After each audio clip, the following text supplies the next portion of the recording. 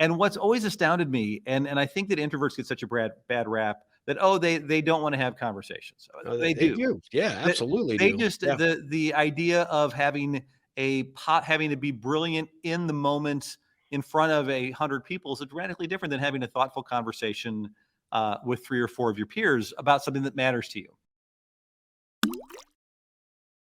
One of the great things I get to do as the host of the Ripple Effect podcast is I get to interview some amazing ripplers. Matthew Homann is one of those guys. He is an incredible entrepreneur. He owns a company called The Filament, which is taking meetings to a completely new level, helping spur creativity and drive innovation through different approaches to bringing people together to communicate, collaborate, and brainstorm and ripple in a lot of ways. And he also is the inventor of this thing called Thinksgiving, like Thanksgiving. And it's a really amazing event where he actually brings nonprofits together in St. Louis, and he brings the outward business community with some of the most innovative and creative, organizations and individuals from those organizations together to help those nonprofits, with a project or a brainstorm or just to get some outsider perspective. And he does this thing once a year, which has been amazing. Can't wait for you to learn about what that is about and hear his story and his background. He's an incredibly interesting guy, just a heart-centered individual that I have just appreciated getting to know. He and I've never actually met face to face. We've always done this through the good old phone, and we've always been there to support one another. And I am so grateful for his friendship, and I can't wait for you to meet him. He's an amazing rippler. So with no further ado, let's dive in and get to know Matthew Homann.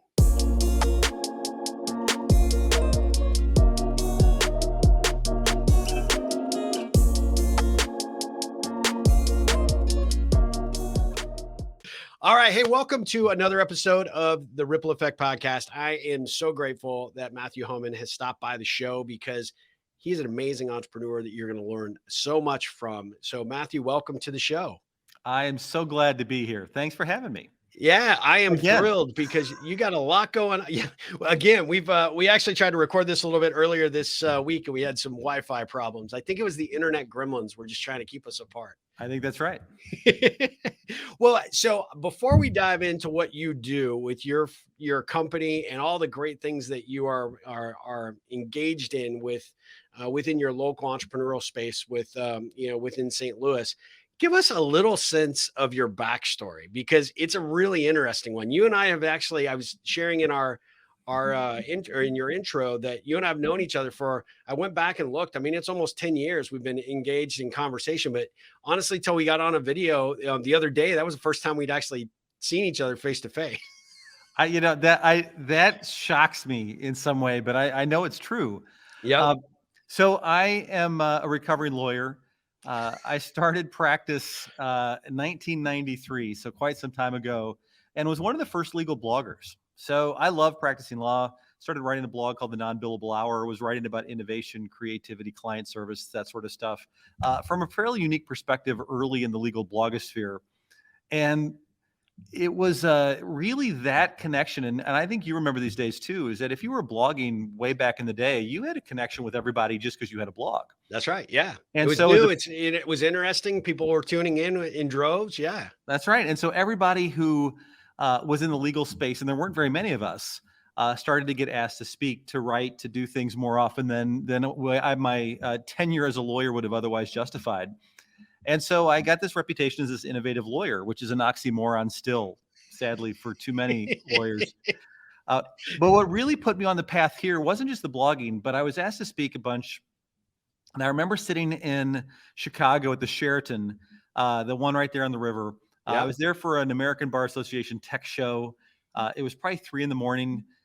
The bar had been closed for 2 hours, but there were a bunch of us still sitting around having these amazing conversations about things that were never going to be on the agenda, right? Or at least not on the agenda for years, right? Until you got to that lowest common denominator status. And I said, kind of fatefully, like, why can't this be the conference? And why can't we get a bunch of us together? Next year, we'll stay an extra day. We knew we were going to come back to this event. And so we built this event called Let's Think. And Let's Think was a kind of the first unconference for lawyers. It was no PowerPoint. It was people having vital conversations about the future of law practice, which included, of course, technology, Yeah. innovation, client service, alternative fees, all of those sorts of things. And it was amazing. And out of that day, I remember driving back from Chicago to St. Louis, where I live, and thinking, God, that was such an amazing day. Again, why can't all events be like that? Yeah. And what was amazing, Steve, was at the moment in the session, someone like, oh, this would be great. I wish there was someone who could do this for my firm. All right. Someone who could do Yeah. this for my business. And I'm like, well, I could probably do it for your business. And it was in that moment where I like, there's a business here. So it's taken me a lot of twists and turns, the proverbial plate of spaghetti. Yeah. Yeah. But Yeah. that pushed me into building this conference company called Think. I started doing work for a company that drew pictures of hard to understand things called Explain. I ran a pretty interesting little business inside a nonprofit called Coca Biz that was using the arts to teach business skills.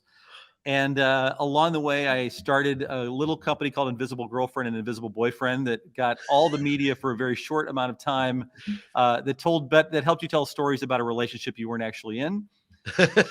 And fundamentally, I've been doing, and where my passion is, I've been doing this business called Filament, which we'll talk more about, I'm sure, Yeah. for probably the last 8 or 9 years, right? Yeah. Depending, you never know when you start a company when it's formally started, right? Because you think, oh, I'm doing it now. Am I not doing it now? Is it part-time? But we've been at it here in St. Louis for serving customers for almost 8 full years, and we were putting the team together the year before that. That's awesome. Well, I appreciate that backstory. When you and I first met, it was over Think, right? I actually had a client at the time that was a law firm I was doing some coaching with, and I had the lead attorney at the time say, "Hey, do you know anything about this?" And I'm like, "No, it's really interesting." And I think initially I just was curious what you were doing, and he was thinking about, I think at the time, like maybe trying to go to the next one. He had seen a write up in one of the the legal publications that he tuned into, and Right. everybody was talking about how innovative it was. And I think the reason that you and I connected so well early on was we both recognized that that unconference formula was something that I definitely had an interest in. I think at the time, and correct me if I'm wrong, but I think the jelly co-working kind of collaborative events that were happening at the time were starting to bubble up. But the common thing was to create innovative and creative conversations, you got to be able to get people to communicate and to talk and to Right. connect, right? Which is right up my alley. And the thing that I was so enamored with what you do was trying to get people out of their comfort zone to actually have a conversation and engage in a way that you guys were doing it, 3 o'clock in the morning, where everybody sort of realized that, the real connecting and the real learning wasn't actually happening in the agenda of the event. It was happening outside on the peripheral. And so I was sold at that point. And then, as anybody who has just heard you speak and just sees you on the video will know instantly, like you have the personality to carry that forward. You're not the traditional, attorney that people would be accustomed to. And I just remember you saying, "Yeah, well, I'm doing this because this is infinitely more interesting than the law." And So it's funny. Like, I like practicing law. Like, I yeah, gotta work with interesting clients. I gotta solve unique problems. I think the challenge I had was the piece that I liked the most. And I was a general practitioner for a long time in my hometown. The proverbial office above the bank, right? yeah, Working, yeah, volunteering in the Optimist Club and engaging those sort of things. And I would find myself talking to my clients and was more interested in their business and their challenges than I was in the legal stuff. That was fun. yeah, yeah, And I yeah, thought in a moment, especially as the Think event started to kick off, that I was a good lawyer. But to my point, your point, my heart wasn't in it as much as it was this other work. yeah, yeah, And I always think about events in particular that people connect when they think together better than when they just drink together. And so yeah. oftentimes the state of the art of events hasn't changed for 40 or 50 years. That's It right. is curated speakers reading their slides. All we've done is the technology they've used to read from has changed, Yeah, yeah, right? yeah, From chalkboards to overhead projectors to slides yeah, to at some point now PowerPoints and digital media. And people don't they're not out of their comfort zone when they're having conversations. They're just never asked to have conversations, and they're that's never delivered to them with intention. We even yeah, introverts in a very small group of people can engage as effectively, if not more so, than the proverbial extrovert. yeah, But the people who build events in particular, who do meetings, just don't have the courage to try anything new because they know they're not going to get fired for building a conference that's filled with people in front of screens, Yeah. whether it's keynotes or panels. And then they have the social events with alcohol. Yeah. Yeah. Which it just takes the networking to an even more awkward level. Cause if you weren't good at connecting back home, you're going to be just as bad, if not worse, at a conference event. And then you add alcohol to it and you're, it's just, Well, it's not a great recipe. And you're right. Those situations that, I do these things called the conference ripple, which is to take our ripple connection questions and really get people to engage and connect. And you can do it in a short period of time if you've got a little bit of creativity and experience there, and people are willing to step a little bit outside their comfort zone to do it. But it's amazing because connecting with other people is one of the top 5 reasons people go to these events. And yet you have the organizers that are, just doing the same old BS that they've always done. And people walk away and go, well, that was, yeah, I mean, I had some hors d'oeuvres and some, nice drinks, but I didn't really have any meaningful conversations. And the meaningful conversations is where the magic is. well, I'd submit that even talking about conferences writ large is that there once was a reason to go. It was the only place to have curated conversations. Yes. I would say curated content delivered to you by experts before it became common knowledge. Yeah. Right now, between Twitter and Instagram and blogging and TikTok and YouTube and TED Talks and so on and so forth, this fundamental reason to go to conferences isn't for the content, even though that's the excuse people use Yeah. to get their bosses to pay for it. That's right. And there's been a fair amount of conversation in the event community now where they're freaking out because they got a free pass. They got 1 year's free pass where everyone got to come back in person to engage because they haven't been on a plane, they haven't gone to an event for 2 years. Yeah. But what they've learned is that people can be just as bad with their PowerPoint slides on Zoom as they are in person. And so the question we ask, and it's a core of all of our business, and I know it's so much of yours as well, is if we're going to ask people to be in the room together face to face, then why are we doing things they don't need to be face to face to do? Why don't instead we build the entire event, the entire meeting, the entire summit, whatever it's called, where being together is the vital piece of it? Because then you walk away having solved problems together, having been creative, having had difficult conversations or rewarding ones. That's hard to do virtually. But we think of these conferences as communities, and then we do everything we can to keep people from having community moments. And you go then to the social hour, and you've been to as many of these as I have. Half the time, the entertainment is lame as all get out, and it's too loud, so you can't have these conversations. Can't talk. Everyone's in the hallway. Yep. And again, this goes to the alcohol, and I love alcohol. I love good wine. I'm a beer aficionado. Like I'm the last person to complain. Yeah. First person to arrive, last person to leave. Yeah. But when you have these at conferences, especially with a bunch of strangers, it is an unfriendly venue for at least half of your audience, right? A significant number of the introverts and women, unfortunately, unless the conference is really gender balanced, or if not skewing more towards one than the other. I don't want to be in a bunch of room with a bunch of drunk guys who are away from their family. It sounds terrible to say that. Yeah. But it's true. You build the connection time to be unfriendly to a significant amount of your audience. And when we go to these conferences, we realize that we could have stayed hybrid. We could have virtual. We could have gotten the content. Yeah. We go for connection. We just don't believe that connection feels compelling to our businesses, to the reason we're there, because it's so oftentimes, it's the hors d'oeuvre plates and the band playing and the open bar. Yeah.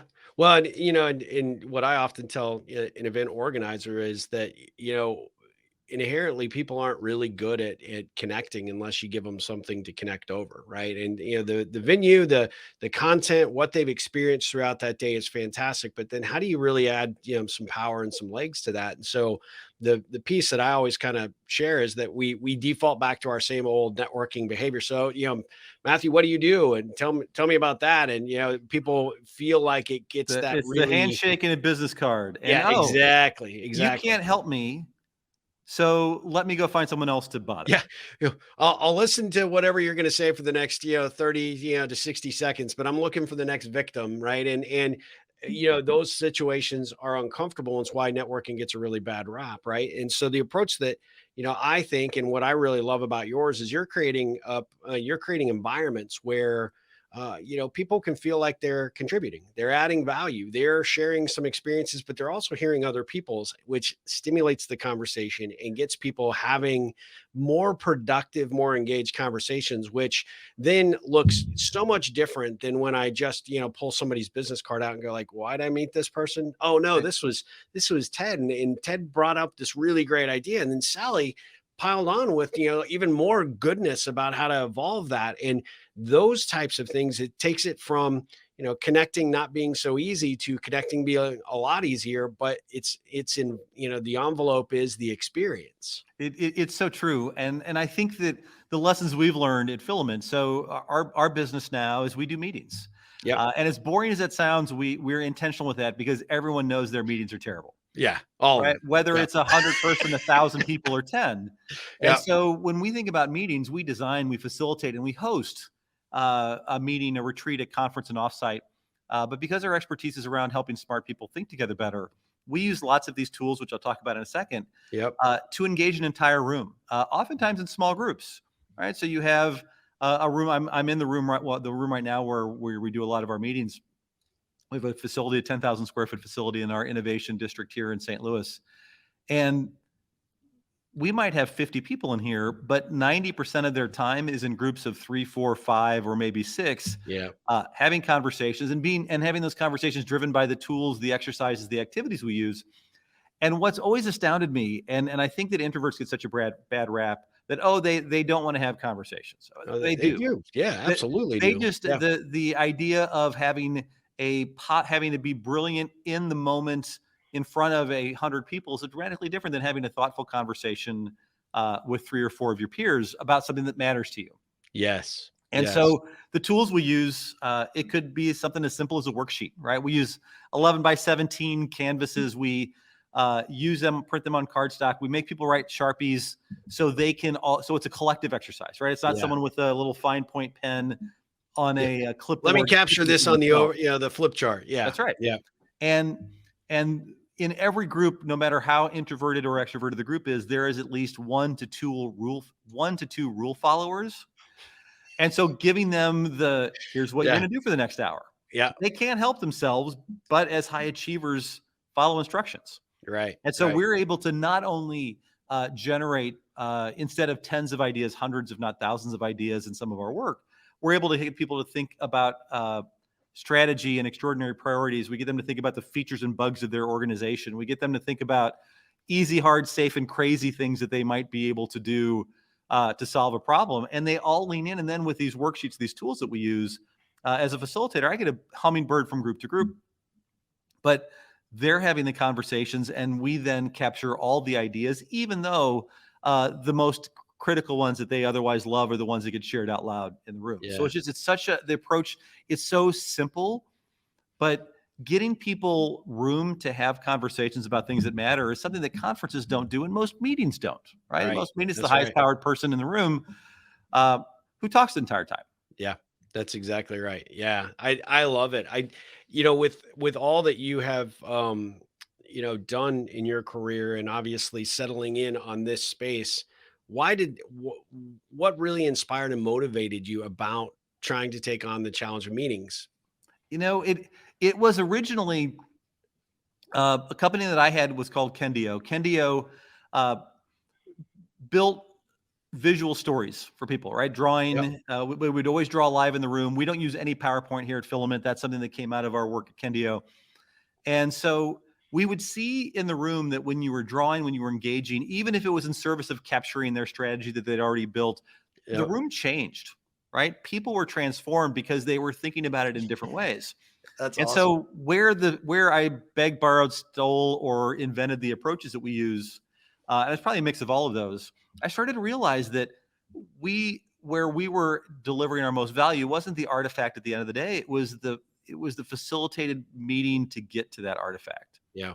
And so Yeah. now what is really drives us, and our team thinks about this a lot, is that work happens in meetings. I mean, think about it.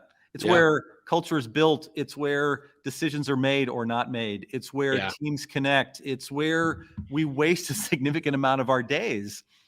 And so leaning into the meetings as the core of what we do, and it's now we're building training on how to have better meetings. Yep. It's leading big ones and small ones. It's helping teams experiment, to think creatively. We get a chance to play across probably 30 to 40 different industry verticals. That's We're awesome. working with our big universities. We're helping reimagine how teachers teach themselves for our region's second largest or first largest school district. And the thing that's fundamentally similar is that it's about people being together in meetings and helping get them to find the best ideas. I love that. That's fantastic. I mean, the approach that you take and the passion that you have for it, it just leaps off, right? From from the language you use, the approach. I mean, I feel kind of proud because I've gotten to see the evolution of where you are, and I still find it crazy that we have not ended up in the same town at the same time and figured out a way to find some ways to work together. But we must do that. We just have to break that cycle of not doing something and find a way to do something. So I've got ideas, but we'll talk about that offline. But the thing that I really would love to to dig into, share just like the quick overview of what Filament would bring to an organization. And then I want to switch gears and I want to talk about Thanksgiving, because I Oh, think this is just such an amazing idea. But give everybody just a sense, because we have a very wide and diverse audience that tunes into this podcast. Super blessed to have a lot of Ripplers out there that want to do things different, bring new ideas to their environments in their organizations. So help them understand how they could get involved and engage with Filament. okay. So as we continue to evolve, the answer to that question gets broader, even though the things we do become narrower, if that makes Yeah. any sense. Yep. So uh, we have a space here in St. Louis. People could come to us. We design, we facilitate, we host meetings. The thing that we're really good at not doing is counting individual things to charge people for them. Yep. So you're not paying $50 a lunch. You're not paying $10 a soda. I mean, those are pop, depending upon where people Yeah. are from, and there are Cokes, right? Uh, what what we do here is we sell meetings. But what's cool about it is that our customers come with different problems to solve. And the thing that is the common thread is number one is our customers are the charismatic deviants in their organization. One of my favorite terms in the world. They're the ones who will try new things, who have a reputation for experimentation, who focus on team engagement, collaborative decision making, problem solving, et cetera. So when they come to us, it's because they've got a problem to solve with a group of people and they want to do it in person. Love it. And we do that on the road as well. And those problems, the buckets might be strategy. It might be culture and team. It may be designing or rethinking a process or a product or a tool that they deploy. So we've done everything, and this is about as nerdy as it gets. We've done everything from helping big companies reimagine what enterprise architecture and digital transformation is to them. We've done an Internet of Things summit. We also have fallen down the interesting rabbit hole of helping scientists collaborate. So we did I butcher the name still, but we did a global workshop on Symbodiniaceae, which is a thing that lives inside corals. Wow. For Okay. scientists from all over the world. We've been doing some stuff in the genome to phenome space in ag with some land grant colleges. We work with our public utility, our biggest utility, to help their leadership set their course ahead. St. Louis University, one of our big universities here in town, we're doing their academic strategy. So all of these things seem That's kind of awesome. odd, Yeah. but because we focus on the process in the meeting, the facilitation, the illustration, we realize we don't have to be subject matter experts. Yeah. I don't Yeah. have to be the who else we want to be innovative. Who else exactly like us do you want to do this exact same thing for? We want to be just like them, but just marginally different. Yeah. And we also do a fair amount of stuff still in the professional services space, where I kind of cut my teeth in doing law firm retreats and uh, professional services firms. That it could be about pricing, could be about client service, any one of a number of things. But then we also where things are starting to change for us is we started to do these meeting design summits. We had a couple customers who brought us in and said, hey, we've got this gigantic meeting. It takes thousands of hours of our people. once a month, 100 people show up, hours and hours and hours get spent on PowerPoint decks. Like, it's just a waste of time. An 8-person meeting for an hour is an 8-hour meeting. Yeah. Yeah. And we never think about that math. So we've been building a pretty comprehensive set of meeting design, decision-making tools that are slowly getting rolled out in person to a handful of things we've been doing here, but expect to see a lot more of that, potentially even some cohort-based training that we'll be launching in 2023. And I think the other thing, and this is where I get really interested, that it's not a service that we offer as a team, but we're starting to realize there's a mix of these other people who have unique approaches to facilitation, to event design. Yep. Is I want to build, and it's one of our big rocks for 2023, is what is that 1,000 to 5,000 person conference design model where you could at least carve out a track of your traditional boring conference and try all new things, right? PowerPoint free, collaboration, problem solving. Because the cool thing about our tools, and those are some of the people we've been talking about, is the work scales actually pretty well. And then imagine a room of those 1,000 people all solving problems, rotating from table to table, meeting people all day long, feeling that perfect mix of exhausted and energized at the same time. Yep. And so right now, if someone says, hey, I've got a big conference, I'd love to just think about it a little bit differently for a day with my team. That's an offering that we have as well. But it's been cool because I feel like the kid with the coolest set of Legos, right? Because meetings and collaborations where all of this stuff happens, our work is adjacent to nearly everything. And what energizes me is the same thing I know that energizes you, Steve, is that when we talk about being in rooms of smart people thinking together better, there's nothing cooler than realizing you're the lowest paid person in the room. They're making billion-dollar decisions. Yeah. And your insight, not because you're smart on your own, but because you've stolen these ideas from every other client who's had a similar challenge. And everyone's broken in the same ways. Yeah. Right? Even though they think they're broken in completely unique and different ways. The value you can add to those conversations and the insight that you then gain to pay it forward is just really, really cool. I love it. I mean, I'm sold. I mean, I want to get on a plane right now and just come over. So I think there's still a nonstop from you to us. We'll see. I think so. Yeah, we'll have to take. Definitely have to take advantage of that. I felt so bad the last time I was in St. Louis that I just didn't build in enough time to even think about calling you and being like, let me just take you to lunch. Because like honestly, I'm just sitting here. I'm like, every time we talk, I just love hearing you talk. Well, the kid with the coolest set of logos is like, you should have that on a t-shirt. I think. One of my favorite stories, and this is a little aside, but it's a lesson. One of the CEOs of one of our town's biggest companies. So a Fortune 200 company, give or take. Yep. We were building an event a day long for his executive team. And it was a chance for them to think about strategy, to think about what their big blue chips should be. And he asked me, he said, Matt, you probably don't want me in a group, or I'll ruin that group, right? I should probably just be walking around. And I said to him, I said, if you're in a group, you ruin that group. But if you're walking around, you ruin every group. And we at least keep you contained over here, right? like ruin that group, but let everyone else know that you're over there, and you can have these conversations over here. Yeah. And to be able to, and everyone on his team, because this was right after I asked him if it was that I just told him he should wear jeans to the retreat because the rest of his team wanted to wear jeans. Yeah. The 6 or 7 people, including his COO, his chief of staff, the layers of people that protect him from people like me generally. Yeah.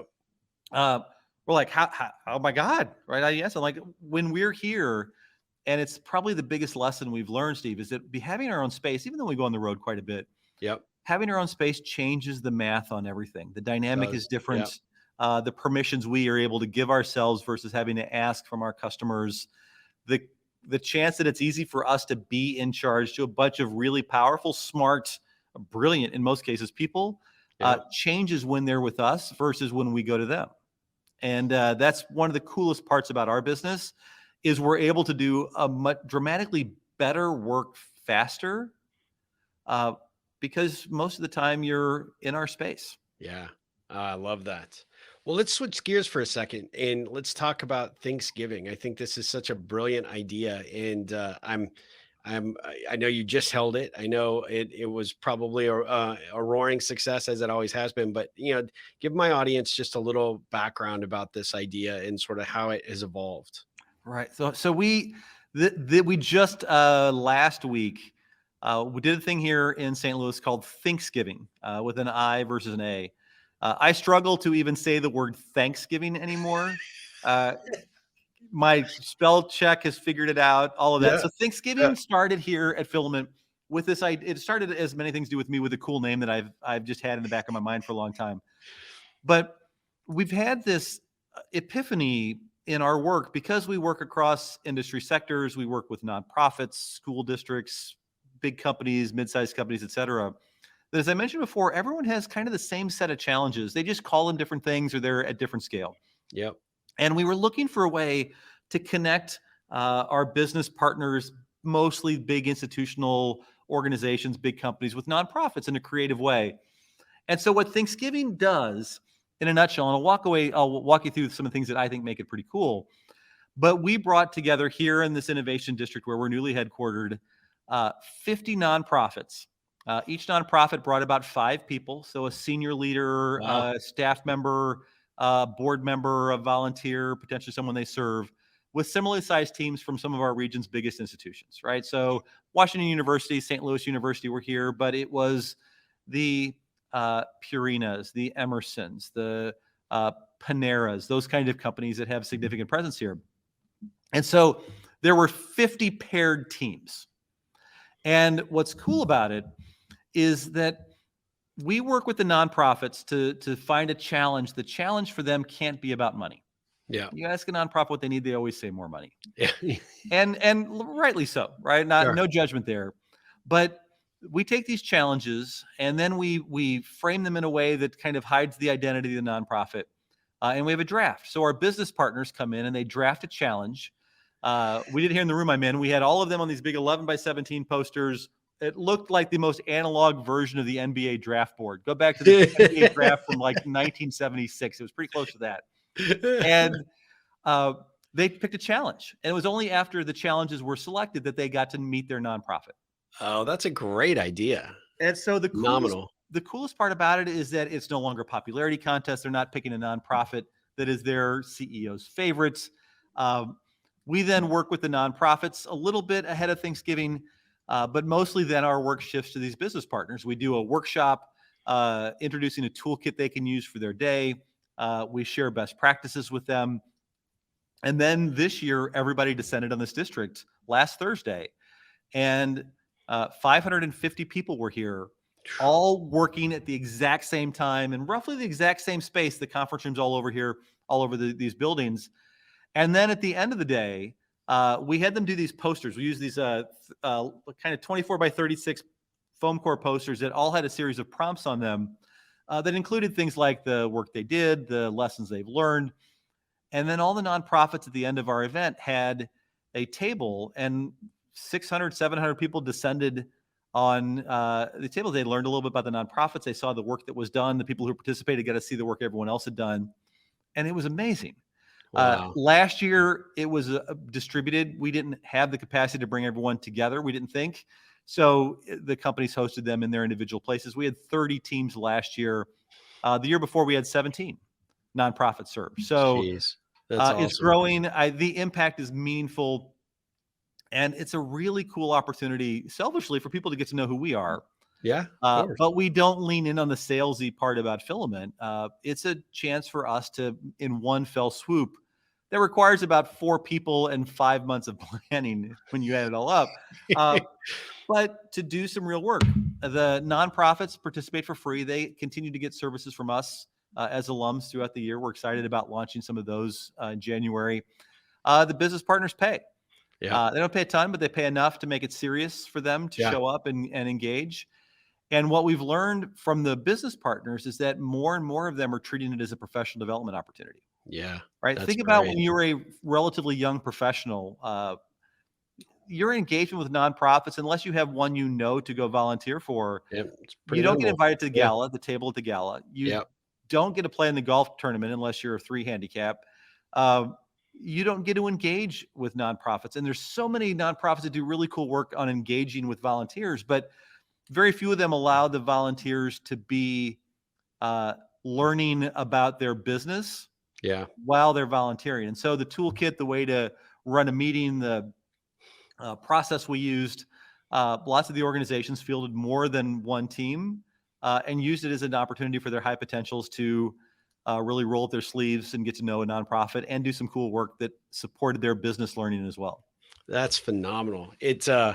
I am so impressed with what you've built and what you've done with that event, obviously, in the way that it really does extend so much value to the nonprofits that really often don't have the ability to tap those types of resources, right? You may have a board and you may have some experience on that board, but everybody comes at that from a very specific priority approach in terms of what their role might be. This opens this up and really takes down all the walls and creates that innovation and that creativity in a way that allows them to tap talent and actually make connection with people that long term are going to be there, potential resources for them for hopefully the years to come, right? So Right. it's such a great experience. My hat's off to you. I just when do you sleep? Oh, I sleep a lot. So we have an amazing team. We've got like Thinksgiving was a relatively small amount of effort from me and a huge amount of effort from our team. Yeah. I'm an early morning person, so Yeah. I'm asleep. I'm asleep early every night. It's just the when and this time change isn't doing me any favors when I Me wake either. up. So, if we ever need to talk, that 6 a.m. to Oh yeah. 9 Well, a.m. that's good to know. is my sweet spot. Yeah, well, okay. Now, that's my same sweet spot. So we now know this. We've learned and connected at that level. Now we know this. That's right. Well, let me ask you a couple of Ripple specific questions. Just kind of fast paced approach that kind of just to see, kind of what your answers might be. What do you consider your superpower? And by the way, it isn't preparation because you didn't tell me any of these are I cool did coming. not. Um, And I'm thinking now I need to maybe ask more difficult ones because you're so freaking smart. So, but oh, that is a difficult one. I think my superpower, and it took me a long time to figure this out, was um, I'm a good listener and synthesizer. Right. So in the front of the room, I get a chance to take all these disparate bits of information and insight that we hear either during the day or things I've learned before and put them together and assemble them in sometimes fairly unique ways. Uh, I didn't think this was a superpower early on. I call it my idea surplus disorder. I know yep, you've heard that yep, that term from me before, yeah, I have. I love that. but I'm glad you raised it. it's something that has really it really serves me here. It would not serve me in almost any other career. It would most likely and has in the past gotten me fired. Yeah. So that would be it for me, I think. I like that. What is the best thing a client or colleague could say about you? Uh, that we change their business or change their outlook on a particular idea or an issue in a way that felt like we didn't do any work at all. Yeah. Right. One of the things about facilitation, Steve, and I don't know always how to frame it, but I try and tee it up with our customers is that if at the end of the day this felt incredibly easy and that you didn't think you needed us, that's when we've done our best work. And we have online, and we're about to launch our new website. We have all of our testimonials. Every handwritten testimonial we've gotten is online, good, bad, and otherwise. Love it. And I've been pulling a bunch of those. We got 500 and some odd testimonials from Thinksgiving. Again, we make people fill it out in a form and ask them and kind of stare at them until they're done. So we get a lot more than we would in an online survey. Yeah. But it's reading things like that it was fun. It was engaging. We got work done. But I will say this may not be a compliment, but like the best feedback we ever got on a forum was because we get a lot of I was looking forward to this and it was great. You didn't diminish my expectations. Our approach is unique enough that we really do good work here and people are surprised. But it was, I know exactly who it was from. We were doing this retreat for a large nonprofit that does housing here in St. Louis. And they brought everybody. So 70, 80 people, including their construction guys, right? The custodians, the construction guys who are grumbly, sitting around, Yeah. looking down with their arms crossed, wondering Yep. why the hell they weren't doing their work outside and stuck in this meeting all day. Yeah. And one of them gave us this testimonial. It said, "I thought it would be terrible and it was okay." And I realized that like we moved him from a 1 to a 7.5 or an 8. That's a super win right there. Yeah, Yes. it's easy to move people from an 8 to a 10 or Yep. from a 9 to a 10. Yep. But to get that guy to go, I thought it would be terrible and it was okay. And it took every fiber of his being to compliment us in any way because he was just a grumpy guy. Yeah. Though, Yeah. even with him, he became my canary in the coal mine. He was the Yeah. one I was wandering, looking around, and he was engaged. Right. I And I love it. think he was elevated in the room because he had people who were asking for his opinions, engaging him. I made him be one of the team leads for one of the breakout sessions because we mix people up from again Yeah. and again. And it was great. But that's my favorite. I thought I it would be love that. terrible and it was okay. I love that. That's great. What is the best thing about being an entrepreneur? Because you've done several things, since leaving the law. So, you're constantly iterating. So what is for you, what's the greatest thing about being an entrepreneur? It's the greatest thing and the worst thing all wrapped into one is that it's the capacity to do new things when you want. Yeah. Gets back to that idea of surplus disorder. It's easy to kind of go the shiny syndrome and look around like, ooh, there's something else new to do. Yeah. Thanksgiving would have likely never happened inside a large organization. Right. But it's like, oh, what the hell? Let's give it a shot. It happened during the first one we did during COVID. It was all Zoom. The risk was zero to Yeah. us. But so the capacity to right size risks that others might perceive to be bigger than they are I is like that. probably for me that biggest thing. Like, oh, well, let's give it a try. One of our principles is experiment tirelessly, Yeah. and and we do. That's fantastic. What is the most difficult part of your job at Filament? Has nothing to do with being an entrepreneur. It is managing incredibly high performing people and giving them enough of my baby to keep them engaged and happy and satisfied. Yeah. When it is your baby, right? When you're the significant, if not the sole owner of a business, when reputationally it is viewed as you and it are one and the same, that finding the capacity to let people run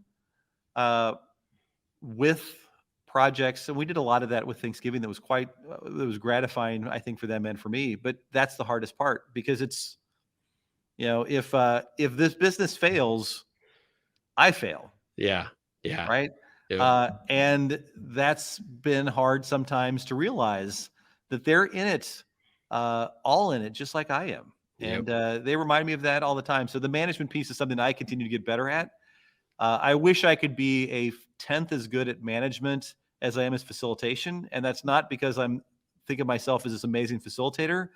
It's that I have way more practice at that. Yeah. Yeah. Yeah. And it's not something that comes naturally to a lot of people, especially entrepreneurs, being able to, be a good leader and a good steward of where the business is going and where it needs to go. And in those difficult conversations that often have to happen, they can be tough and very scary. Yeah, I can relate. It would be way more comfortable to be in facilitating with a corporate audience than sometimes those conversations, right?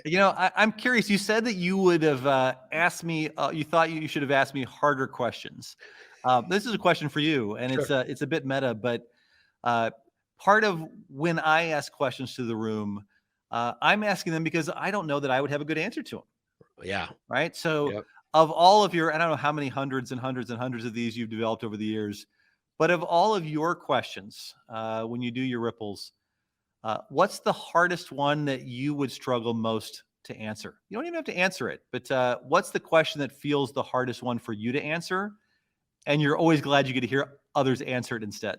Well, it was the one I kind of started with, right? What do you want people to, say about you, right? What's the great thing you would like to hear a client, colleague, family member, friend say about you? That to me scares the crap out of me because I know what I would love, but I don't know whether they would, right? So it is interesting. I think that those things that really cause you to look at yourself through the lens of other people can be difficult. Right. And that's the challenge. It also counterintuitive to what advice I often give my coaching and consulting clients is that sometimes you can't care, right? You see a vision, you have a mission, you know what you want to accomplish and what you want to do. And unfortunately, there's an inherent number of people out there that don't want to see you be successful because it makes them feel bad about themselves by seeing you be successful, by taking that risk and taking that chance. And entrepreneurs, they face that a lot, right? You have family members, you have good friends, you have people that they think they're doing you a solid by giving you advice and guidance. Oh, that's never going to work. It's the dumb idea, or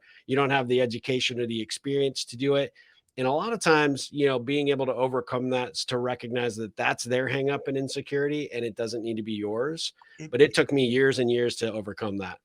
Ron Baker, who's a friend of mine, got to know him early on. He's rewritten the book on how accountants and professional service firms should price, right? So I was very interested. I remember meeting him for the first time here in St. Louis, and it was like, oh my goodness, I get to meet Ron Baker. I was so and this work allows us to do that, right? I know you have the exact same experience. Yep. But he told me something in one of the first times we met, and I don't know if it's his original wisdom or if he stole it from somebody else.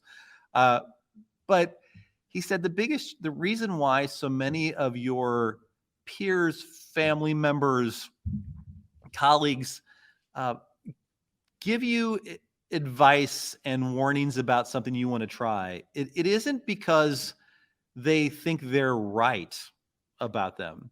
It's they don't want you to change.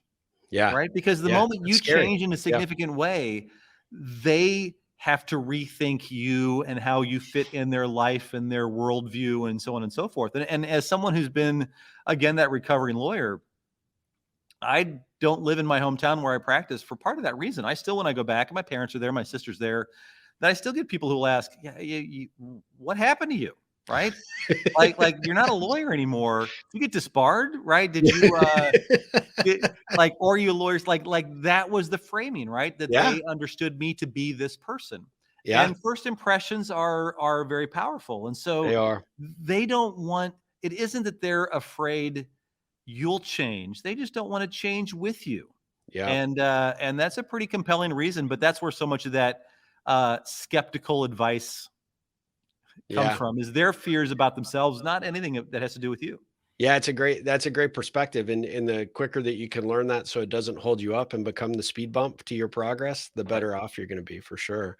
Well, so idea surplus disorder. I have to ask, where do you find your inspiration?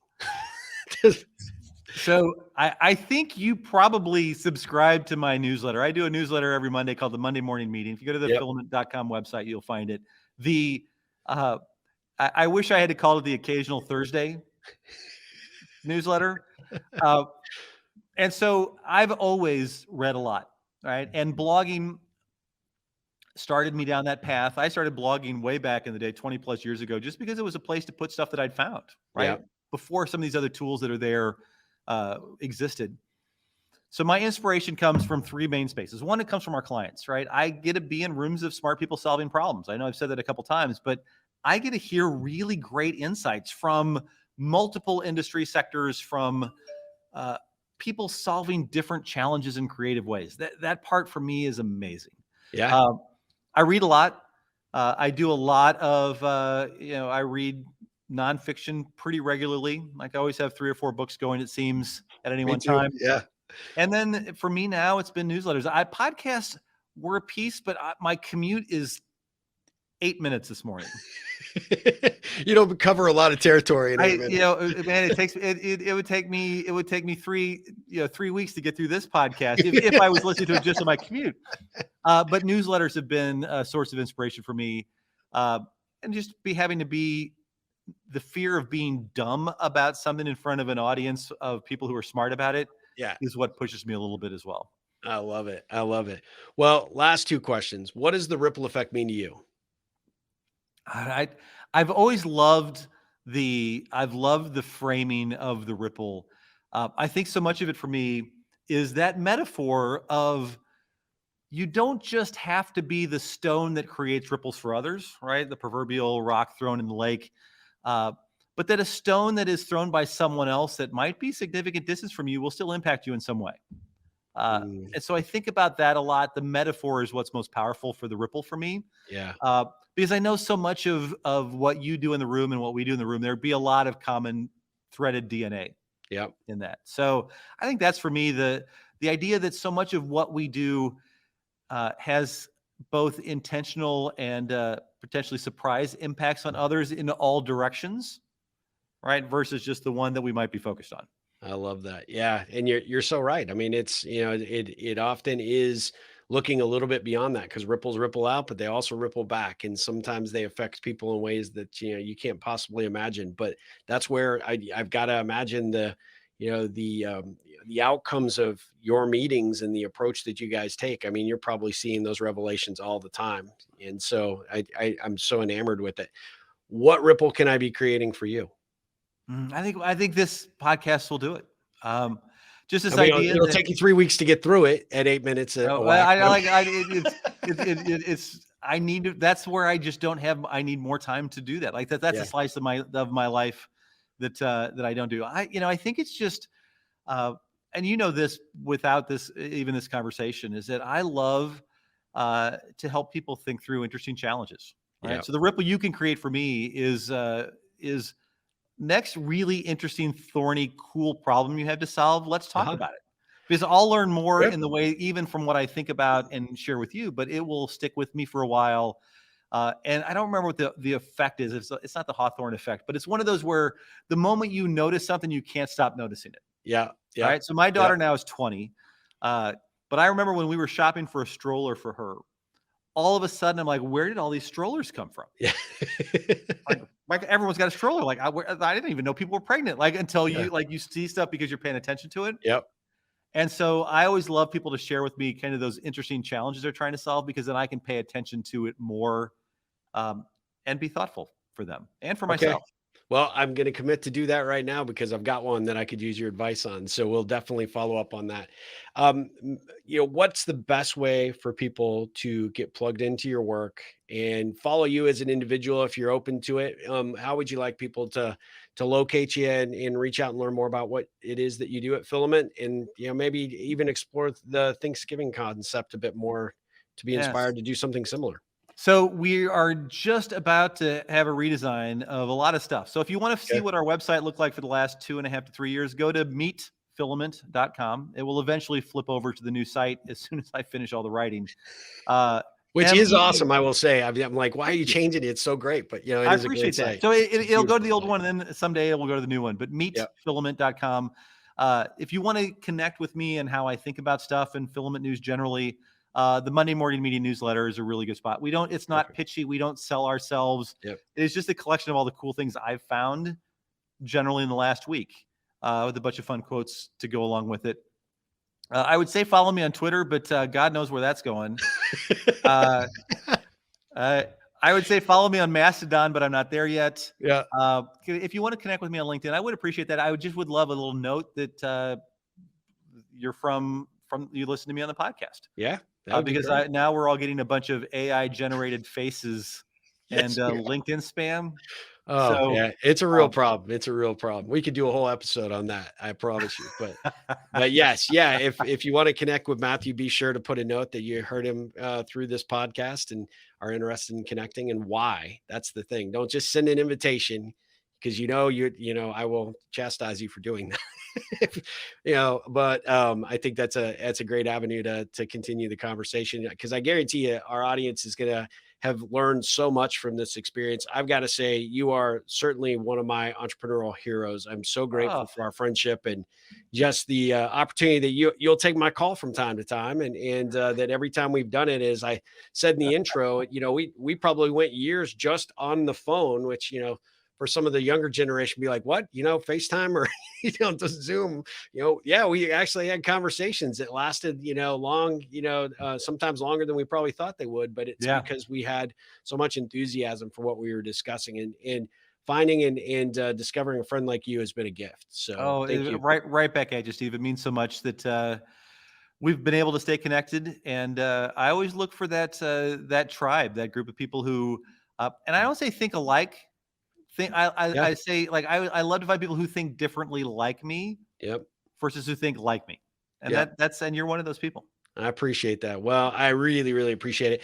I want to thank you for being a part of this show. I know this episode is going to be very well received by our Ripple audience. And I just want to say thank you. And I look forward to our next conversation. And a trip out to St. Louis to actually visit you and, shake your hand finally in person. We just have to make that happen. All right. I'd love that. I All would right. love that, Stephen. Well, guys, we'll be back again with another episode of the Ripple Effect podcast. But until then, Matthew, ripple on. Thank you very much. You too.